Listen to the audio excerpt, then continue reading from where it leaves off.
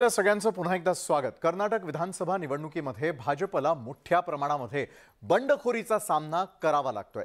माजी मुख्यमंत्री आणि भाजपचे नेते जगदीश शेट्टार यांनी बंडाचा झेंडा फडकवलेला आहे। कर्नाटक भाजपत राजीनामा सत्र सुरू झाल्यामुळे यंदाची निवडणूक मात्र भाजपसाठी आव्हानात्मक ठरणार आहे।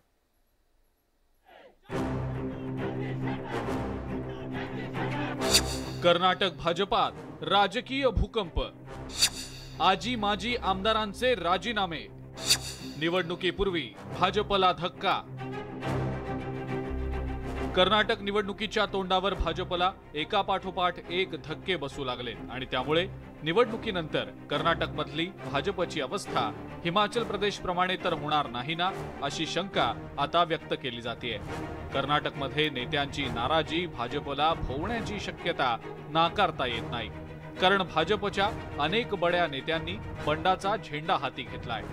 माजी मुख्यमंत्री आणि भाजपचे नेते जगदीश शेट्टार यांना पक्षानं अद्याप उमेदवारी दिलेली नाही।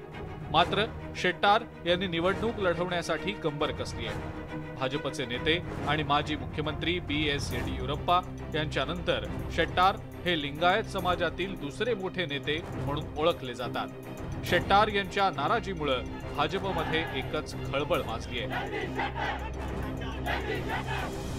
एवढंच नव्हे तर कर्नाटकचे माजी उपमुख्यमंत्री लक्ष्मण संगप्पा सावदी यांनी भाजप सोडून काँग्रेसचा हात धरलाय।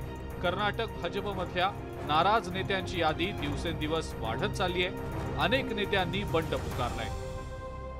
गेल्या 5 वर्षात भाजपबाबत कर्नाटकात नाराजी आहे। त्यांचा कमिशनचा मुद्दा असू दे, भ्रष्टाचाराचा मुद्दा असू दे, यामुळे भाजपबद्दलची काय नाराजी आहे ती वाढत गेली।